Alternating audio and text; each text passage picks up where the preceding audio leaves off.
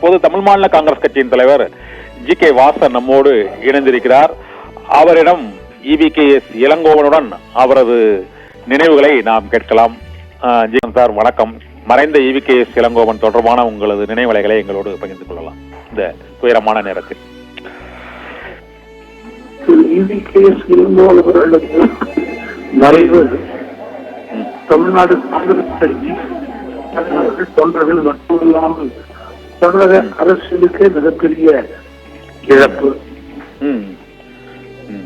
இளைஞர் அணியிலிருந்து படிப்படியாக உயர்ந்து மாவட்டத்தினுடைய காங்கிரஸ் கட்சி தலைவருடைய பணிகளை எல்லாம் மிக சிறப்பாக செய்து கடின உழைப்பால் தமிழ்நாடு காங்கிரஸ் கட்சியினுடைய தலைவராக உயர்ந்தவர்.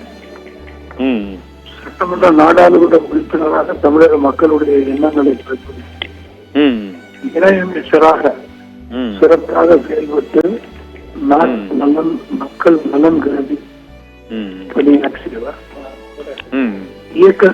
இயக்கத்தினுடைய நன்மைக்காக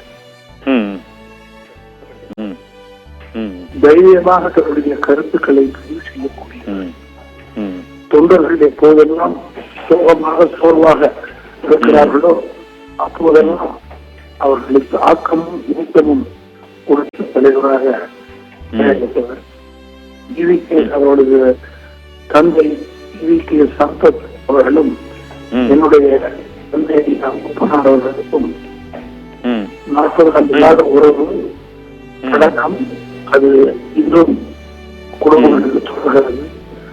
சென்ற வாரம் கூட அவருடைய துறவியாரிடம் தொலைபேசியிலே பேசி அவருடைய உடல்நலம் குறித்து விசாரித்தேன்.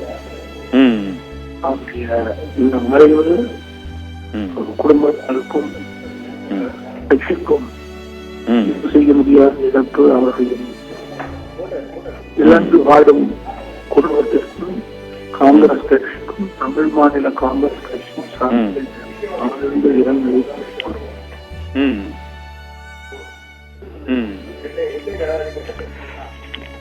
நன்றி சார். இ.வி.கே.எஸ். இளங்கோவனோடு தமிழ் மாநில காங்கிரஸ் கட்சி தலைவர் ஜி.கே. வாசன் அவரது நினைவுகளை அவரது தந்தை ஜி.கே. மூப்பனாரும் இ.வி.கே.எஸ். இளங்கோவனின் தந்தை இ.வி.கே. சம்பத்தும் சொல்லின் செல்வர் சம்பத்தும் 40 ஆண்டு காலமாக நெருங்கிய நண்பர்களாக திகழ்ந்தனர் என்றும் அதே போல தனக்கும் இ.வி.கே.எஸ். இளங்கோவனுக்கும் இடையே 2வது தலைமுறையாக எங்களது நட்பு தொடர்ந்தது என்றும் அரசியல் ரீதியாக ஜி.கே. மூப்பனார் மற்றும் இ.வி.கே. சம்பத் நட்பு போல தமக்கும் இ.வி.கே.எஸ். இளங்கோவனுக்கும் இடையேயான நட்பு பல ஆண்டு காலம் நீடித்தது என்றும் அவரது துணிச்சல் மற்றும் நேர்மையான கருத்துக்கள் அனைவரிடமும் கருத்துக்களை பெற்றது என்றும் அவர் தனது கருத்தை தற்போது நம்மோடு பகிர்ந்து கொண்டார்.